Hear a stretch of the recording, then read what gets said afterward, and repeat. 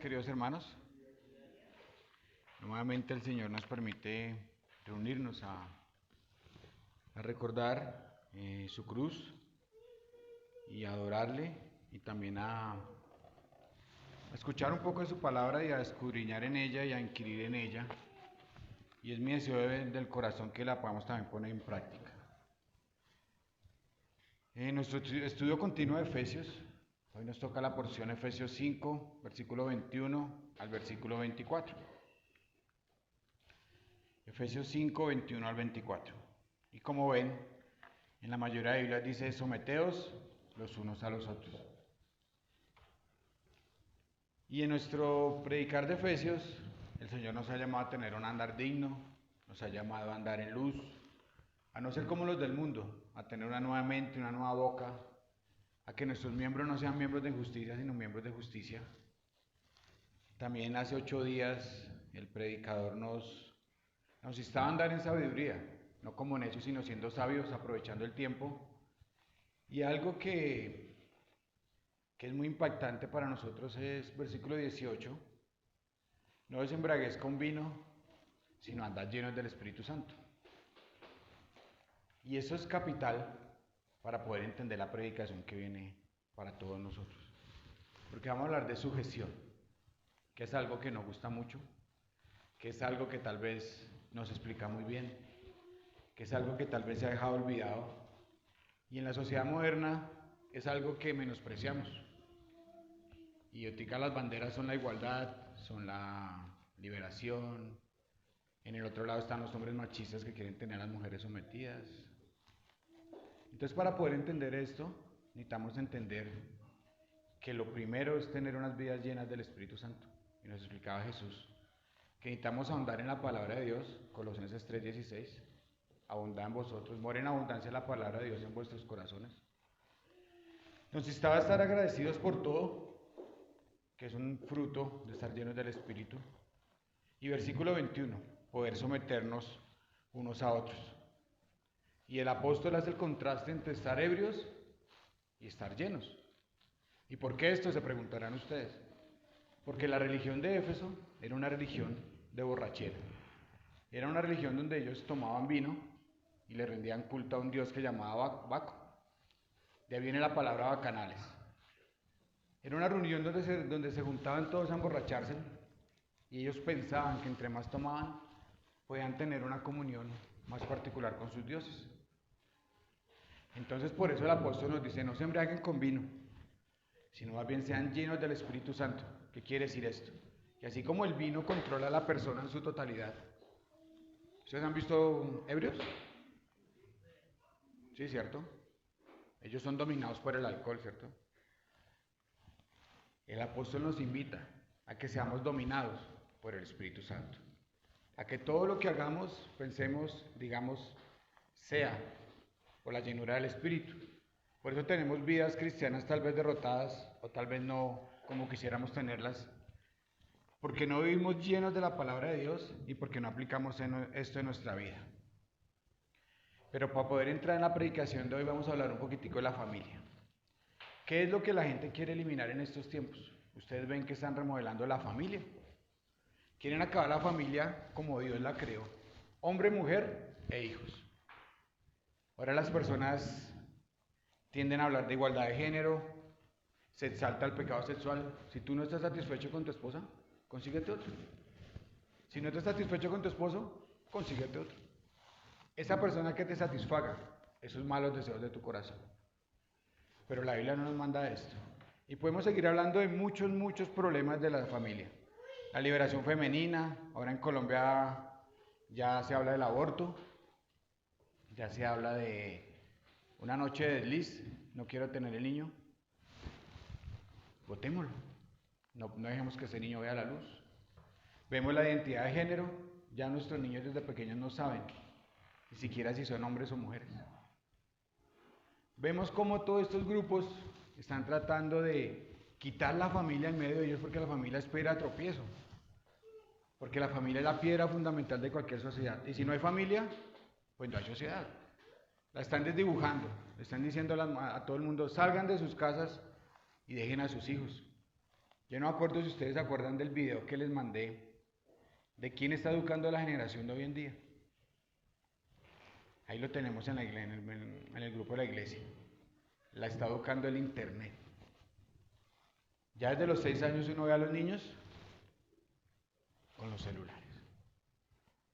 Uno ve a los niños siendo creados por otras personas, por youtubers, por instagramers, por todas estas personas que les mandan metiendo cositas en su cabeza.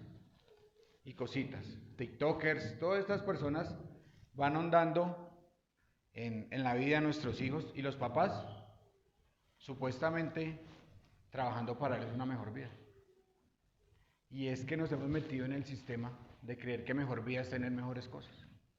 Y nos hemos olvidado que una mejor vida es obedecer a Dios y hacer lo que Dios quiere, que sea una familia.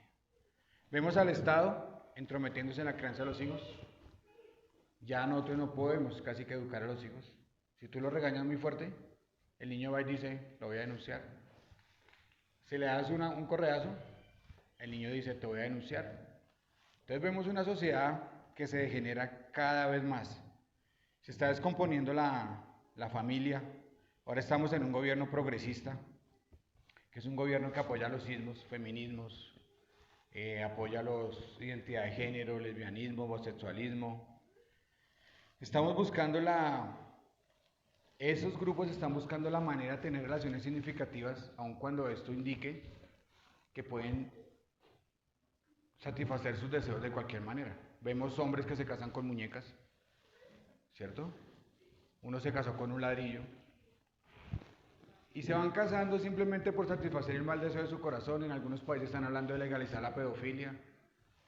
Y así vemos una sociedad cada vez más degradada porque la familia se ha quitado como un núcleo central de ella.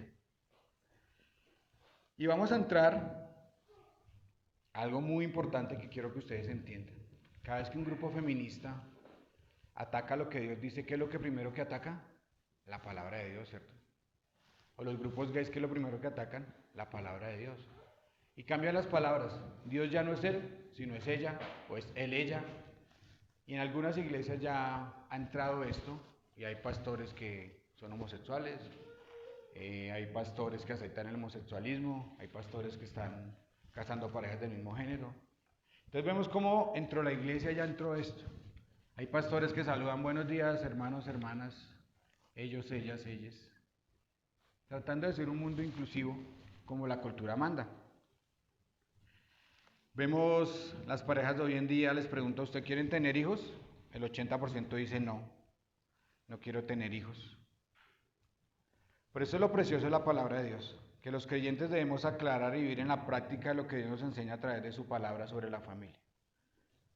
Como iglesia, debemos enseñar la norma de Dios para el matrimonio. La familia produce sentido, felicidad, bienaventuranza, bendición, recompensa, satisfacción duradera. Y ese es el único principio que produce todos estos resultados. Por eso ustedes ven que las tasas de infidelidad en las parejas homosexuales es altísima. Porque ellos nunca satisfacen lo que es tener el matrimonio como Dios demanda. Ya mirando un poquitico el contexto, de los versículos 5, 21 al 6, 4, Pablo nos habla del cimiento, que es la familia. ¿Cómo debe ser la familia? ¿Qué función tiene la esposa? Luego, ¿qué función tiene el esposo? Luego, ¿qué función tienen los hijos? ¿Qué función tienen los padres? Y Pablo llega a hablar tanto que también habla de relaciones de jefes a empleados. Hasta allá lleva este pasaje. Por eso es muy importante que entendamos lo que vamos a predicar a continuación, para poder cimentar qué es someternos unos a otros. Entonces hoy vamos a hablar del papel de la mujer dentro de la iglesia y lo que Dios demanda de la mujer para el matrimonio. Vayamos a nuestro pasaje, por favor. Efesios 5:21. Someteos unos a otros en el temor de Dios. Las casadas estén sujetas a sus propios maridos como al Señor, porque el marido es cabeza de la mujer, así como Cristo es cabeza de la iglesia, la cual es su cuerpo y él es su salvador. Así que, como la iglesia está sujeta a Cristo, así también las casadas lo estén a sus maridos en todo. 3 versículos, ¿cierto? Y dentro de 8 días tenemos los hombres, que son más o menos 6, 7 versículos, del 25 al 33. Entonces no se preocupen, queridas, que si les parece esto mucho, Entre 8 ya las invito para que hablemos de nosotros, el papel del esposo en el matrimonio. Pero para entender esto vamos al versículo 21, que es el cimiento de todo. Pablo nos indica que tenemos que someternos unos a otros. Pero para poder hacer esto necesitamos estar llenos del Espíritu Santo, si no yo no me puedo someter a mi esposa, no me puedo someter a los miembros de la congregación, ustedes no se pueden someter a los líderes que Dios ha puesto en medio de nosotros. Entonces, para poder entender qué es sujetarse, someterse, vamos a ver algunos ejemplos bíblicos. Y lo primero que tenemos que advertir es que solamente los que han muerto al pecado y están vivos para Dios pueden entender estas cosas. Lo dice Romanos 6, versículo 4 al 6, por favor, Pipe. Y lo dice Romanos 8, 5 al 6. Necesitamos tener una mente espiritual. Si no discernimos esas cosas espiritualmente, no nos va a aparecer. Romanos 5, 8. No, Romanos 6, 4, 6. Yo no dije Romanos 5, 8. Romanos 6, acá dice: porque somos sepultados juntamente con Él para muerte por el bautismo, a fin de que como Cristo resucitó de los muertos por la gloria del Padre, así también nosotros andemos en nueva vida. Necesitamos estar vivos para Dios para poder entender estas cosas. Si no tenemos al Espíritu Santo en nuestras vidas y si no tenemos un discernimiento espiritual, esto nos va a parecer tal vez locura, como dice Pablo. Porque Pablo dice que a los gentiles todas estas cosas les parecen locura. Lo otro que tenemos que tener en cuenta es que tal vez ya hemos creído, ¿cierto? Somos hijos de Dios. Pero tal vez no andamos llenos del Espíritu Santo, que es la siguiente condición para poder entender estas cosas. Acá hay una frase que encontré, porque podemos ser salvos, pero podemos estar en una clara desobediencia a la palabra de Dios. Podemos estar haciendo lo que mejor nos parece. Podemos estar haciendo lo que nosotros pensamos, queremos, y nunca vamos a la palabra de Dios para buscar un consejo, o para buscar aclarar un tema, o para tomar una decisión. Recordemos que la Biblia es una Biblia llena de mandatos y principios. Unas cosas son mandatos claros y otras cosas son principios, que nos dicen cómo debemos conducirnos, aunque claramente no lo diga. Y eso es una de las cosas, es el matrimonio, y lo vamos a ver más adelante. Entonces hay una frase que dice: tal vez poseemos al Espíritu Santo, pero el Espíritu Santo no nos posee a nosotros. Tal vez estamos sellados, pero no estamos llenos del Espíritu. Entonces por eso no tenemos vidas cristianas, ni tenemos testimonios cristianos como deberíamos tenerlo. Andamos teniendo una vida desordenada y una vida donde Dios no es nuestro principal objeto de adoración, sino tenemos diferentes objetos de adoración. ¿Sí? Vamos adorando diferentes ídolos como se nos van presentando. Teniendo esto en cuenta, en la Biblia siempre hay un principio que es de autoridad y sujeción. Esto no es particular para ustedes, queridas esposas. En toda la Biblia hay palabras de autoridad y sujeción. Uno es la autoridad y el otro es la sujeción. Vayamos rápidamente a 1 de Pedro 2, 13 al 15. Y Romanos 13, 1 al 7. Ahí nos habla de la sujeción a las autoridades.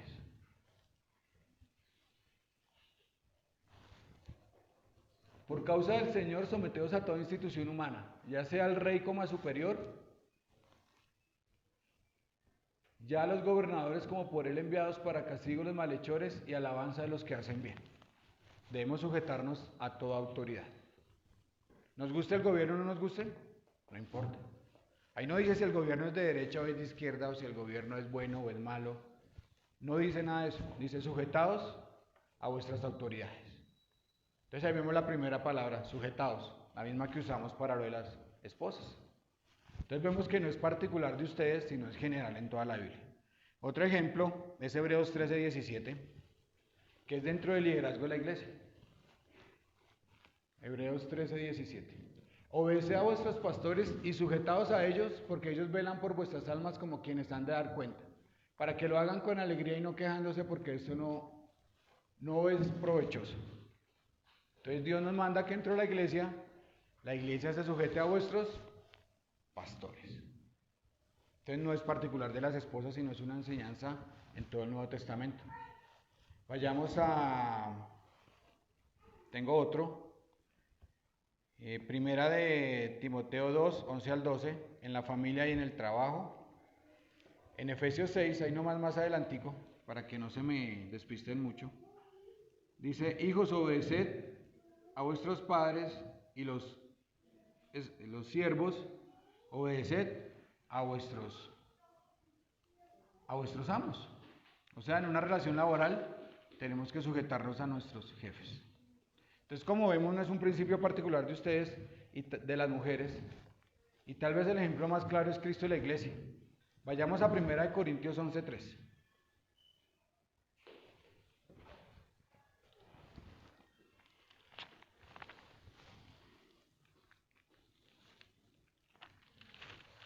Primera de Corintios 11:3.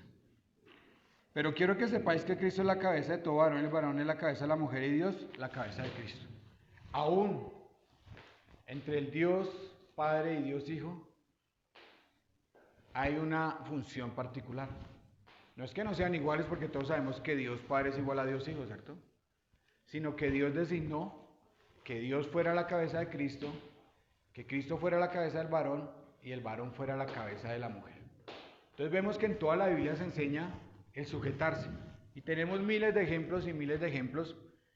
Cuando vemos al Señor Jesús en Juan 13 lavando los pies de los discípulos, el Señor ¿qué dice? Servíos unos a otros y que la forma de este amor sea lo que nos represente. El mundo sabrá que son mis discípulos y los amas unos a otros. ¿Y cómo los amo? Yo me hago inferior a todos ustedes, tomo el lugar del siervo más bajo, que era el que lavaba los pies, y le lava los pies a todos sus discípulos. Entonces vemos cómo en la Biblia se enseña la sujeción. Entonces ahora sí vamos a entrar al tema de la sujeción en el matrimonio. Pero antes de esto, quiero darles más aclaraciones. Vayamos a Filipenses 2:4 para mirar cómo debemos sujetarnos unos a otros todos. Filipenses 2:4.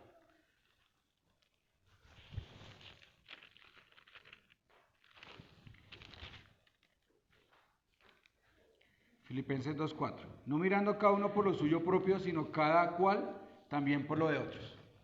Entonces nos sujetamos porque yo no miro por lo mío, sino miro por lo de ustedes.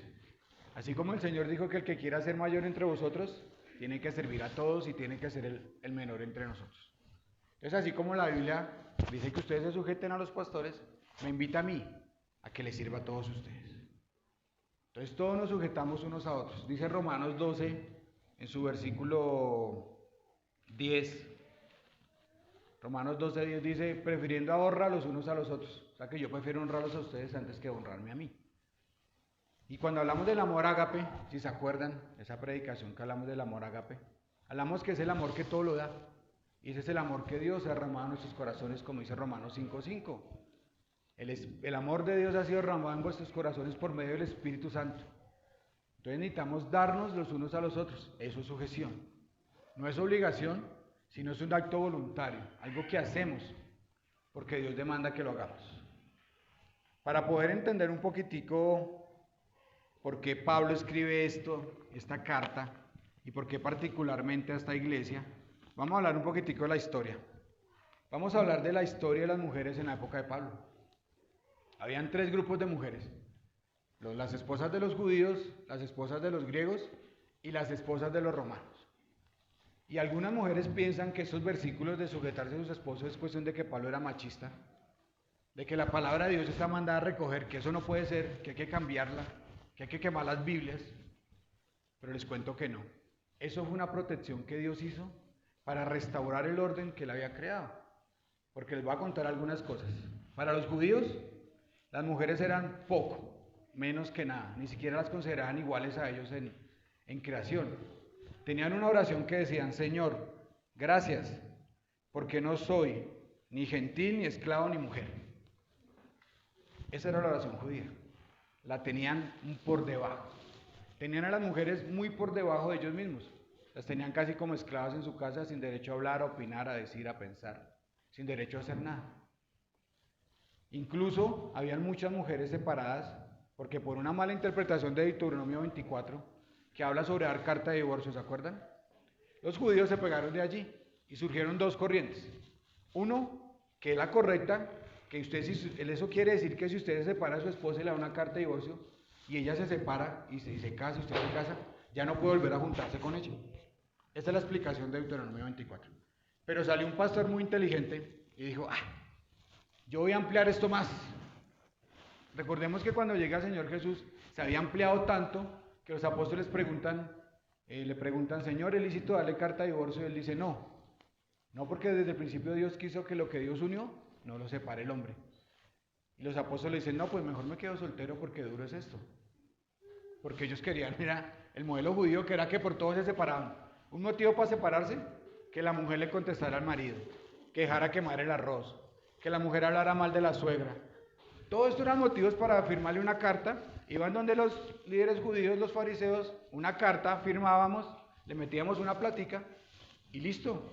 El hombre volvía otra vez a casarse. Ese era el modelo judío, por eso cuando el Señor llega, hay tantas mujeres separadas y tantas mujeres abandonadas. Para los griegos, si ustedes se aterran de los judíos, los griegos eran peor. Los griegos solamente que se casaban con griegas para que los hijos tuvieran ciudadanía de griegos. No lo hacían de otra manera. Porque si usted casaba con una mujer que no fuera griega, su hijo no tenía ciudadanía, y los que no tenían ciudadanía se dedicaban las mujeres a la prostitución y los hombres a ser gladiadores. ¿Y qué pensaban los griegos de las esposas? Pónganle cuidado.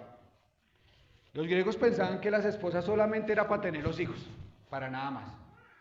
Tenían algo que llamaba concubinas, que eran las mujeres con las que se pasaban la mayoría del tiempo, con las que compartían la amistad, con las que compartían el tiempo. Y tenían otro tipo de mujeres que se llamaban cortesanas, que eran las que satisfacían el deseo sexual. O sea, la esposa solamente estaba en la casa para cuidar a los hijos. ¿Y qué pasaba con esto? ¿Qué dice la Biblia cuando los esposos no se unen?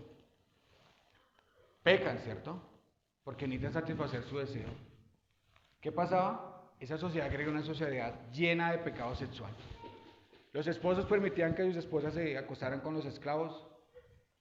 Como pudimos ver, los esposos tenían concubinas, tenían cortesanas. Había permitido que se acostaran con niños. O sea, que ustedes no piensen que esto es nuevo. Yo pensando en esto pienso que es que Satanás ha perfeccionado el pecado. Cada vez lo ha perfeccionado más porque el pecado es el mismo, el pecado no ha cambiado. La prostitución antes era en la calle, ahora es por internet. ¿Se han visto cómo el pecado se ha perfeccionado? Entonces los hombres en su mente dicen, no, yo ya no peco porque ya no tengo acto físico, sino solamente la miro.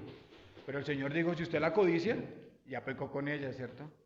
Entonces el pecado se ha perfeccionado de tal manera que ahora la prostitución es digital. Y vemos todas las mujeres en prostitución digital. Entonces no pensemos que el pecado ha cambiado ni que ahora la sociedad es peor que antes, no. Simplemente el pecado se ha perfeccionado. Y los romanos, que es el otro grupo, esos sí eran terribles. ¿Ustedes creen que la liberación femenina es nueva? Pues no. Desde los romanos ya había liberación femenina. ¿Cómo les parece? Habían grupos de mujeres que querían ser hombres y se quitaban con el pecho descubierto a cazar cerdos. Eran mujeres que no querían casarse, eran mujeres que tenían 30 esposos. Hay una historia que dice que usted no conocía a las mujeres por la fecha de cumpleaños, sino por el número de esposos que tenían, porque cada año cambiaban de esposo. Hay uno que tenía 30 mujeres, 30 maridos, o sea, tenía como 48 años, más o menos, dice la historia. Y aquí viene la liberación femenina. Y por eso Pablo en sus cartas escribe mucho la palabra pecado sexual que la palabra porneia. Entonces siempre es pecado sexual, aléjense del pecado sexual, porque era lo que había en esa época. ¿Y qué pasaba? ¿Quiénes componían la iglesia? Judíos, griegos y romanos, que se convirtieron al Señor, ¿cierto? Entonces Pablo los insta a que dejen de ser como ellos, a que no sean más como ellos, sino se amolden al modelo que Dios quiere para el matrimonio, que al modelo que Dios perfeccionó para el matrimonio. Por eso Pablo comienza a hablar del matrimonio, para poder reivindicar el papel de la mujer, porque para muchos les parece que eso es maltrato, pero la sujeción no es maltrato.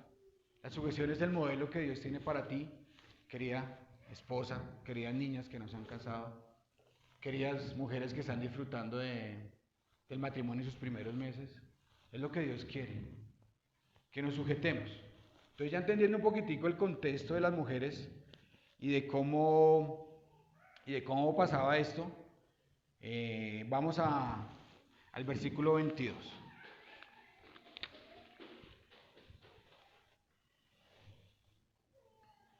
Versículo 22.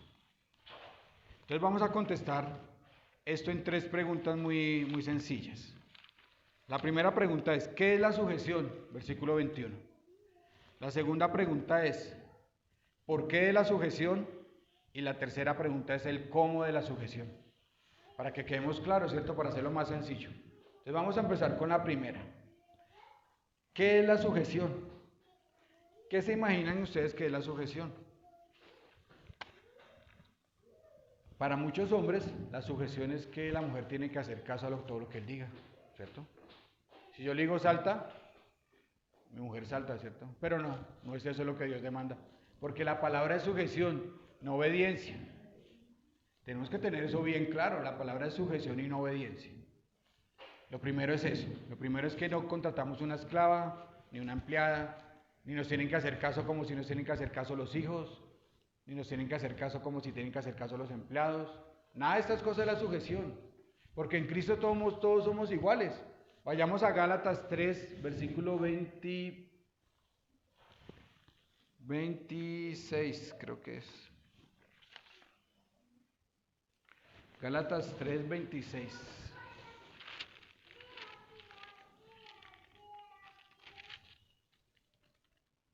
28, perdón. 27, porque todos los que habéis sido bautizados en Cristo, de Cristo se han revestido. Ya no hay judío, ni griego, no hay esclavo, ni libre, no hay varón ni mujer, porque todos vosotros sois uno en Cristo. Entonces no es desigualdad espiritual, mis queridos hermanos. No es que las mujeres sean menos que nosotros en el ámbito espiritual. Ellas tienen dones igual que nosotros. Y más adelante vamos a ver algunos versículos donde el apóstol insta a las mujeres a ser maestras del bien, a que instruyan a otras mujeres. Lo único que Dios demanda son 2 cosas, sujeción en el matrimonio y sujeción en la iglesia. Por eso en 2 Timoteo, en 1 Corintios, se habla de la sujeción en la mujer en la iglesia. Y ese será el tema de otra predicación. No quiero irme más lejos, porque realmente es mucho tema, y me tocó acortarlo bastante porque hay muchos tipos de esposas dentro del matrimonio. Está la que se casa por primera vez, que es virgen, la que se separó, la que enviudó, la viuda joven, la viuda que es más anciana. Hay muchas maneras y el Señor tiene respuesta para todas y cada una de ustedes. Y la primera pregunta es, para poder entender qué es la sujeción, pues, ¿dónde empezó esto? ¿Dónde se imaginan ustedes que empezó el problema? Con Adán y Eva, ¿cierto? Uy, Carlos la tiene clara. Vayamos a Génesis 3, por favor. ¿Dónde empezó esto? ¿Dónde empezó el problema? Porque todo tiene un principio. Génesis 3:16. A la mujer dijo, multiplicaré en gran dolor, en gran manera los dolores de tus preñeces, con dolor darás a luz a hijos, y tu deseo será para tu marido, y él se enseñoreará de ti. Ahí vemos el deseo del hombre de aplastar a la mujer, ¿cierto? Tu marido se enseñoreará de ti. Pero no entendemos lo de la mujer. Porque la frase dice, y tu deseo será para tu marido. ¿Qué significa eso? ¿Qué deseo está hablando?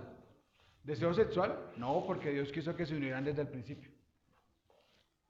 No está hablando de esto. Está hablando del deseo de ocupar el lugar del hombre. Del deseo de enseñorearse del hombre. Entonces ahí comienza la guerra de los sexos.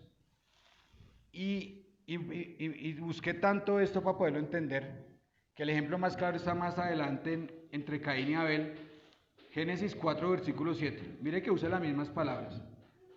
Dice, si bien hicieres, no serás enaltecido, y si no hicieres bien, el pecado está a la puerta. Con todo esto a ti será tu deseo y tú te enseñorearás de él. ¿Qué quiso decir? ¿Qué le quiso decir esto Dios a Caín? Le dijo, Caín, el deseo está ahí. El deseo está ahí, se quiere enseñorear de ti, quiere aplastarte, quiere hacerte pecar. Pero tú tienes que enseñorearte de este deseo. Entonces el deseo es hacer eso, hacer lo malo. Por eso la palabra deseo ahí, en la misma palabra allí, quiere decir que la mujer quiere ocupar el lugar del hombre. De ahí viene la guerra de los sexos, de ahí viene el deseo del hombre de aplastar a la mujer y de la mujer de quitarle el puesto al hombre y de ser autoridad. ¿Listo? Ya vimos el principio del problema. Ahora vamos a mirar qué es lo que Dios quiere. Primera de Corintios 11:3 ya lo vimos. Dios desea que el orden vuelva a ser establecido. Dios la cabeza de Cristo, Cristo la cabeza de el varón y el varón la cabeza de la mujer. Dios quiere, queridas hermanas, que volvamos al modelo que Él diseñó. Un orden claro para que el matrimonio funcione. Recordemos que Dios creó a la mujer, creó al hombre y de la costilla creó a la mujer. Y este ejemplo se lo saben todos ustedes, ¿cierto? La creó de aquí, no la creó de los pies, para no pisotearla, ni de la cabeza, para que no nos mande, sino de la costilla para poderla proteger, para poderla amar, para poderla tener al lado, para que los dos vayan hombro a hombro y puedan sacar un matrimonio adelante. Ese es el modelo de Dios, no hay ningún otro modelo. Pero ¿por qué los matrimonios se acaban? Porque o falla el hombre o falla la mujer. Porque si ustedes creen que es demandante la sujeción, vuelvo y les digo, esperen dentro de 8 días para que vean el papel del hombre. Tiene que estar dispuesto a dar la vida por sus esposas. Tiene que estar dispuesto a purificarla, a santificarla. Tiene que estar dispuesto a ser el protector de esta esposa. Y para entender este versículo, el versículo 22, volvamos nuevamente a Efesios, por favor. Me perdí Efesios, aquí está. Para entender más claramente el versículo 22, les voy a hablar a ustedes, queridas mujeres. La sujeción no se trata del versículo donde los hombres dicen y lo sacan. Mire, acá dice, las casadas están sujetas a vuestros maridos. No. Ese versículo les habla a ustedes, queridas esposas. Para que quieran sujetarse a sus esposos porque es lo que Dios demanda de ustedes. ¿Qué más vemos en este versículo? A su propio esposo. O sea que nos demanda una sujeción al esposo. Este versículo no es para que todas las mujeres se sujeten a todos los hombres. ¿Listo? Es algo íntimo. La mujer a su esposo. Solamente a su esposo. ¿Listo? Este no es un versículo para los hombres para cada vez que peleemos. Le saquemos el versículo y diga, vea, sujétese, no. Esa es una forma que Dios tiene de hablarles de ustedes, queridas esposas. Sujétense porque es lo que Dios quiere. Sujétense porque es la manera en que Dios quiere que el matrimonio funcione. Sujétense porque es lo que Dios quiere. Necesitamos tratarlas como vaso más frágil, dice el apóstol Pablo. Pero para que esto funcione, mis queridos hermanos, necesitamos entender esto. Dios no nos dio a una mujer para que haga lo que nosotros queremos. Dios no nos dio una mujer para que haga los caprichos o nos dé el 100 todo. Tenemos un límite, ¿cierto? El límite lo dice al final del versículo, como al Señor. ¿Ustedes se acuerdan de la esposa del rey Asuero, de la reina Basti? ¿Se acuerdan que el rey Asuero estaba echando trago? Perdónenme la expresión. Y tenía un poco de invitados en su palacio. Y dijo, tráigame a la reina Basti para que ella baile aquí delante de otros hombres, ¿cierto? ¿Y ella qué dijo? No. Y estuvo muy bien, porque ella no era una persona para exhibir ni para que se satisfaciera el deseo de otros hombres. Ella era de su esposo y el esposo de ella. Entonces, ¿el límite cuál es? Si sus maridos quieren que ustedes hagan algo que va en contra del Señor, no lo hagan. El límite es como al Señor. Necesitamos entender esto. ¿Recuerdan cuando los apóstoles tuvieron una discusión con los fariseos? Los fariseos les pegaron a Juan y a Pedro y les dieron duro y les dijeron, no vuelvan a predicar en nombre de Jesús. ¿Ellos qué dijeron? No. Tenemos que hacerle caso primero a Dios. Entonces, si tu esposo te pone en una condición donde tengas que decidir Dios o él, la decisión es fácil. Tienes que decidir por Dios. Entonces no es una sujeción sin limitación, es una sujeción que tiene límite. Y el límite es la palabra de Dios. ¿Listo, queridas? No es que vamos a complacer los caprichos del esposo y que vamos a satisfacer los malos deseos de su corazón, ni nada de estas cosas. Ni recibir órdenes, porque es muy importante entender el concepto de sujeción. Vayamos a 1 Corintios 7, versículo... Ya les digo porque no la anoté. Ahí habla sobre el aspecto del matrimonio, ¿cierto? Para les dando un contexto allí, el apóstol habla sobre el esposo y la esposa, sobre el matrimonio, sobre las viudas, sobre las casadas, sobre los que se separaron. Es algo, y el título es Problemas en el matrimonio. Y dice el uno al otro.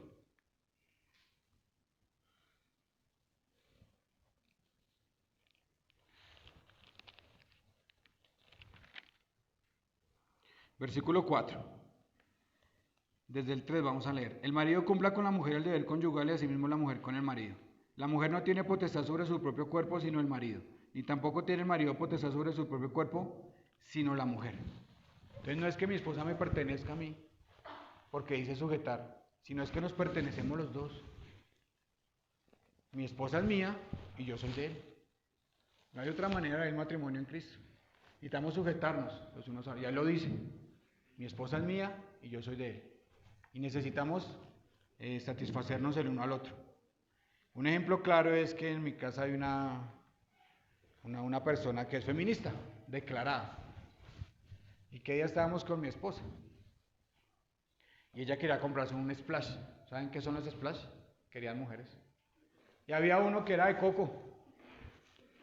Y a mí el coco no me gusta. Entonces mi esposa me preguntó, mira, ¿a qué te huele esto? Yo lo olí y dije, uy, coco no me gusta. No lo compres.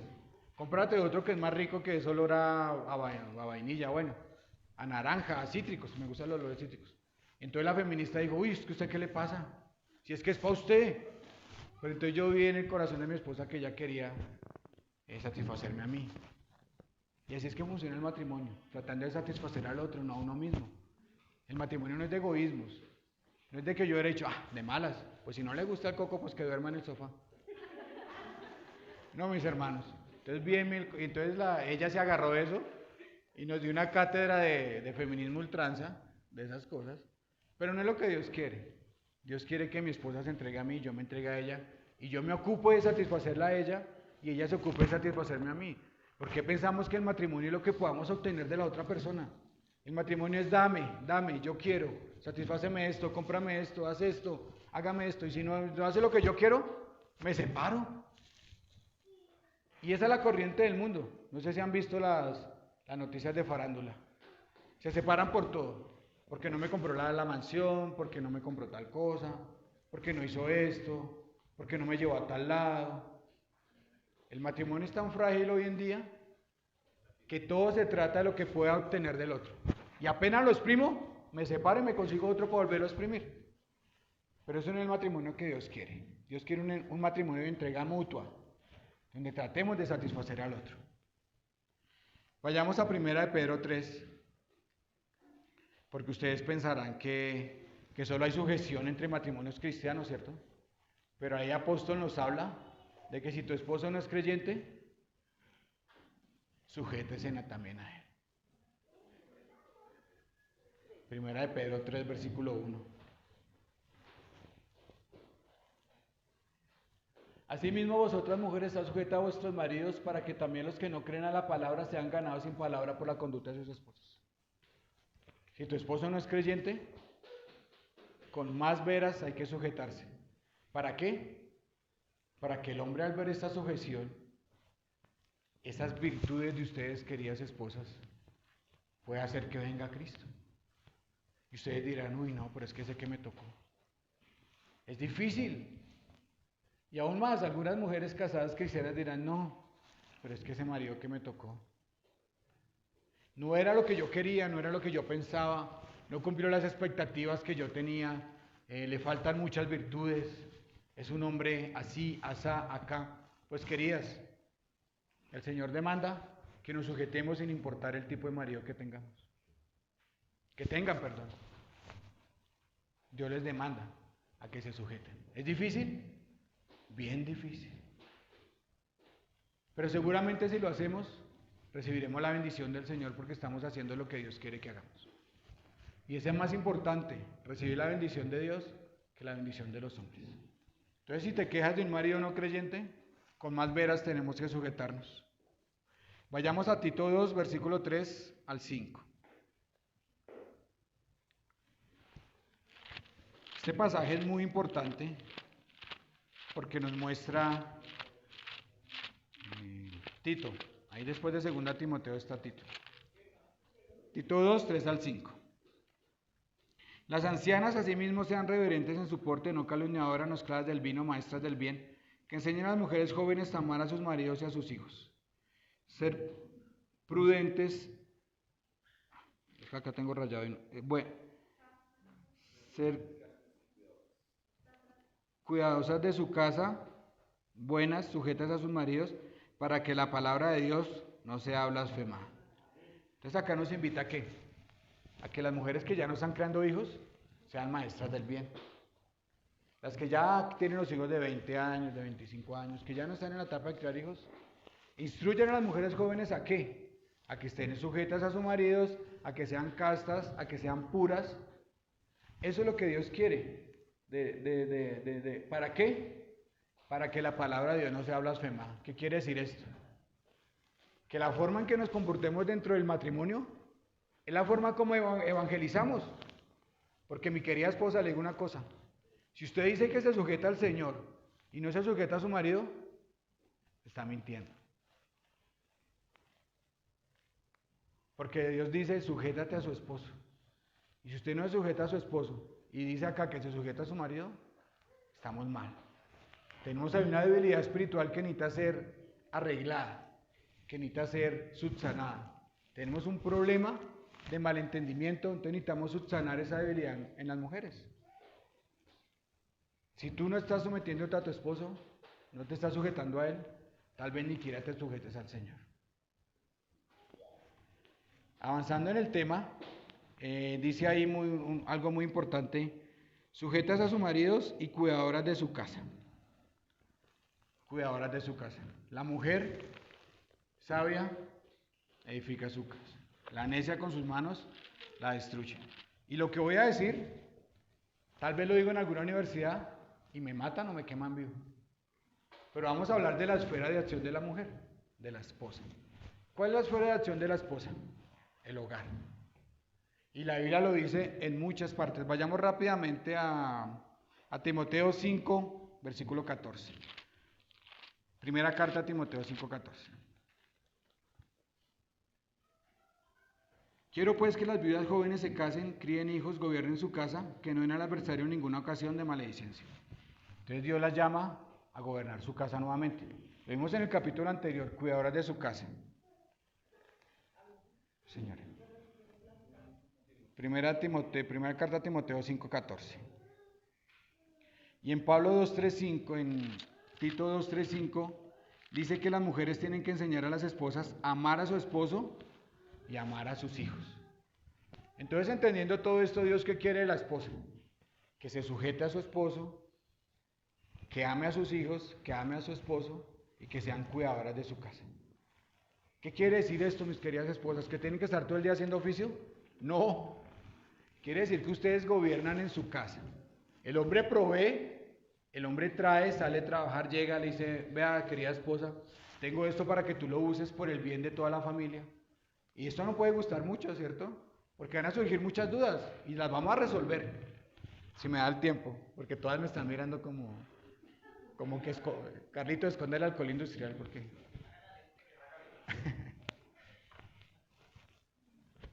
tal vez Dios, en su misericordia, quiso que las mujeres gobernaran su casa. ¿Qué pasa cuando lanzamos una mujer al mundo? Pueden haber dos cosas.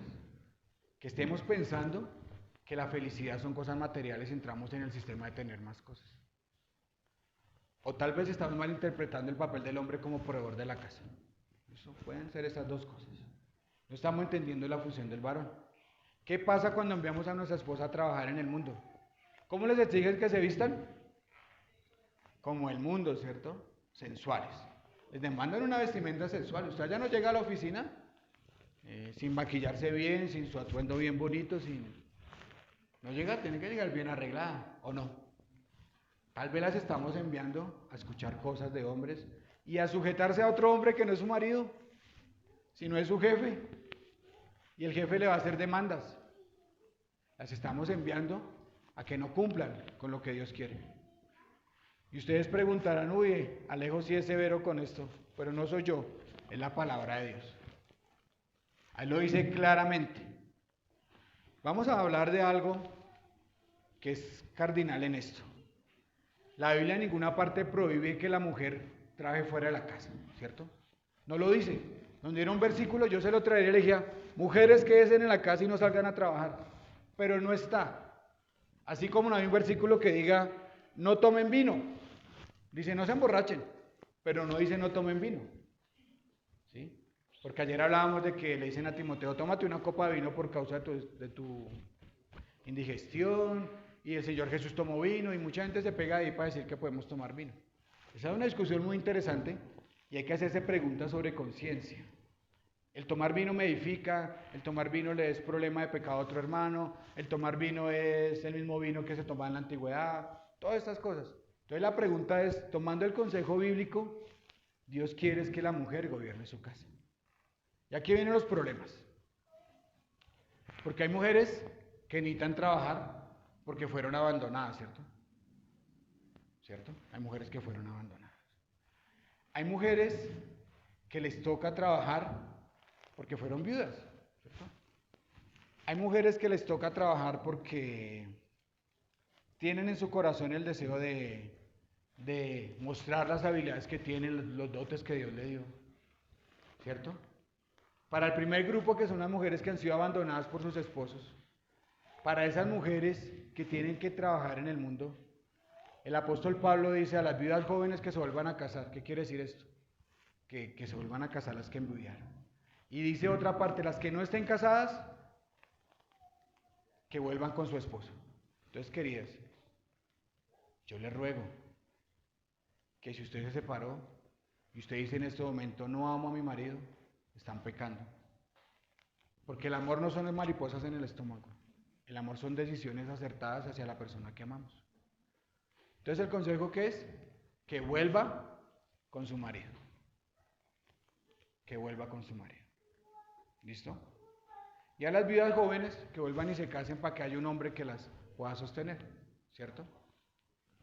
Y no entro más en esto porque no tengo tiempo, porque tiene mucho de qué hablar sobre este tema, pero sí les doy un consejo.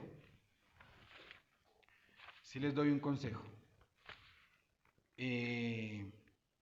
Dios no prohíbe que trabaje, pero la esfera de la mujer es gobernar su casa.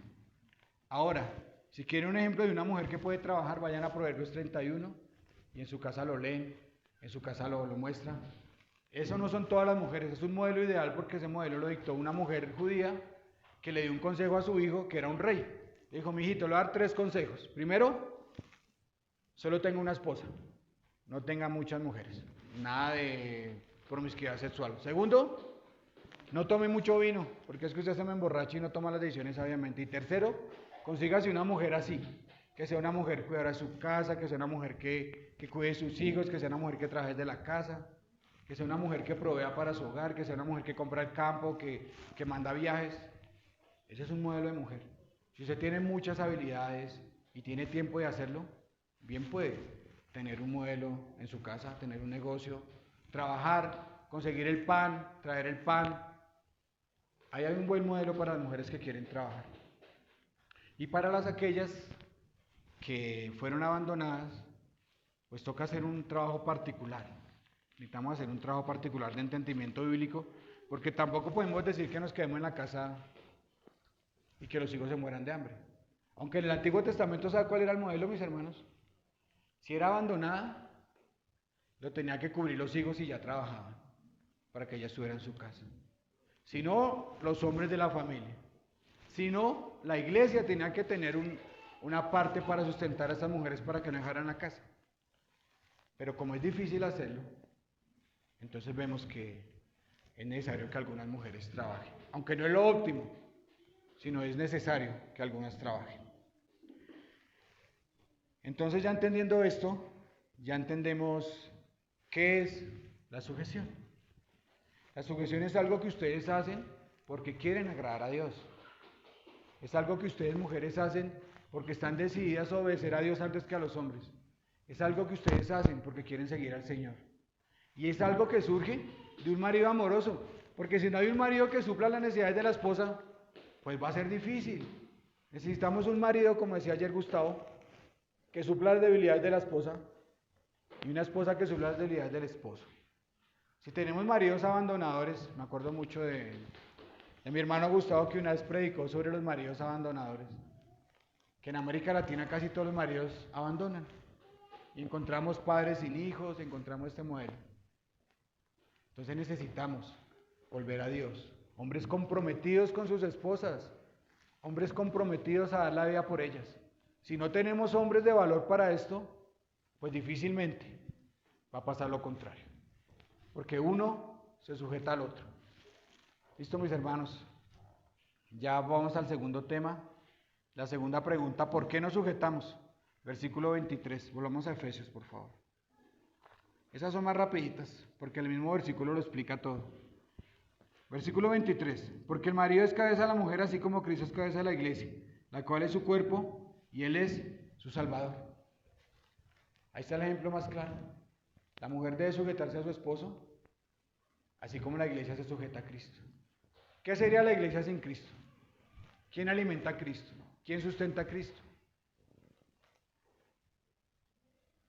Toda la iglesia se sustenta en Cristo. Él es el que nos da el Espíritu Santo, Él es el que va añadiendo, Él es el que nos pagó por cada uno de nosotros. Dice Pedro que el pago fue hecho pecado, el que no cometió pecado fue hecho pecado por cada uno de nosotros. Ese es el modelo que Dios quiere, como Cristo y la iglesia. Cristo es la cabeza, nosotros somos el cuerpo. De la misma manera las esposas tienen que estar con sus maridos. Pero ¿qué pasa cuando hay ¿Han visto los enfermos que la cabeza no se comunica con el cuerpo? ¿Qué pasa con ellos? La cabeza va para un lado y el cuerpo no se mueve, es un cuerpo pasmado. De igual manera, si el hombre no toma sus responsabilidades en el hogar, va a ser difícil que puedan crecer como un cuerpo en conjunto. Esa es la mejor ilustración, como Cristo a la iglesia, por eso es el porqué de la sujeción. Porque Dios quiere que sea de esa manera. Así de simple, no hay que buscarle más explicaciones a esto. La siguiente pregunta, ¿cómo? ¿Cómo deben sujetarse a los esposos? Versículo 24. Así que como la iglesia está sujeta a Cristo, así también las casadas los estén a sus maridos en todo. ¿Listo? Así como la iglesia está sujeta a Cristo, los maridos tienen que estar sujetos a sus esposas. En todo. Ese es el límite. En todas las cosas que sean dentro del espectro del Señor. Para concluir, les invito, les animo a seguir el plan de Dios, porque aparte de agradar a Dios, siguiendo la sujeción de las esposas a los esposos, es la única manera que un hogar funcione. Porque ¿qué pasa cuando hay dos cabezas? No piensan mejor que uno. Cada una quiere hacer lo que quiera, Toñito. ¿Han visto, se acuerdan que en primaria había un ejemplo de dos burros? Que uno cogía para allá y otro cogía para allá. Eso pasa cuando hay dos personas que quieran mandar. Entonces necesitamos que haya una autoridad que guíe, pero que guíe en amor. Esto no se trata de látigo, sino de amor. No se trata de exaltar al hombre, ni menospreciar a la mujer, ni tampoco al revés, de menospreciar al hombre, ni exaltar a la mujer, sino más bien del perfeccionamiento dentro del matrimonio, del hombre y la mujer como una ayuda idónea. Y eso solo es posible por el poder del Espíritu Santo. ¿Y creen que es posible? Sí, les tengo un ejemplo. Vayamos a Cantares, capítulo 2, versículos 3 y 4. Y con esto acabamos, mis queridos hermanos.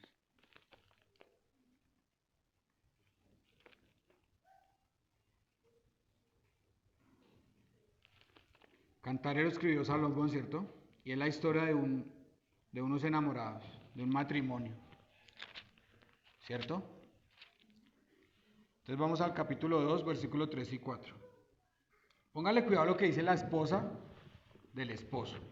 Dice, como el manzano entre los árboles silvestres es mi amado, entre los jóvenes bajo la sombra del deseado me senté y su fruto dulce fue a mi paladar. Me llevó a la casa del banquete y su bandera sobre mí fue amor. Está enamorada la muchacha, ¿cierto? ¿Y por qué creen? ¿Por qué creen que usa la palabra manzano? ¿Y por qué no usa un pino? Que da también buena sombra.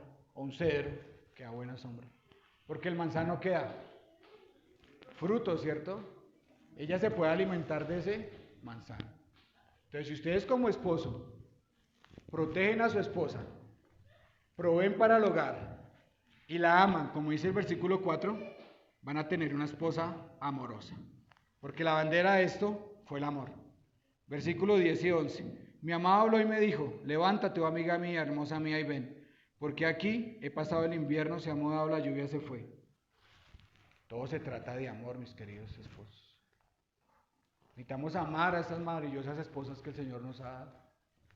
Si no hay amor, va a ser difícil que la relación funcione, porque es una de las demandas para los maridos. Vayamos al versículo 16. Versículo 10. Mi amado es mío y yo soy suyo. Él apacienta entre los lirios. Hay pertenencia, ¿cierto? Yo soy de ella, mírame mi amor, y yo soy tuyo. Así es el matrimonio. Nos pertenecemos el uno al otro.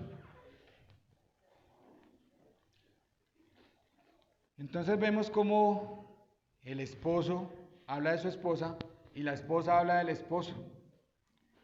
Vemos ahí cómo el esposo ama a su esposa y le dice, amiga mía, hermosa, maravillosa mujer. Y ustedes leen Cantar de los Cantares y es maravillosa la forma en que ellos se tratan. ¿Y tienen peleas? Sí. Hay un versículo donde dice que ella lo dejó por fuera. Y no le abrió la puerta y él se mojó. Pero al momentico, ella salió corriendo en su búsqueda y lo encontró.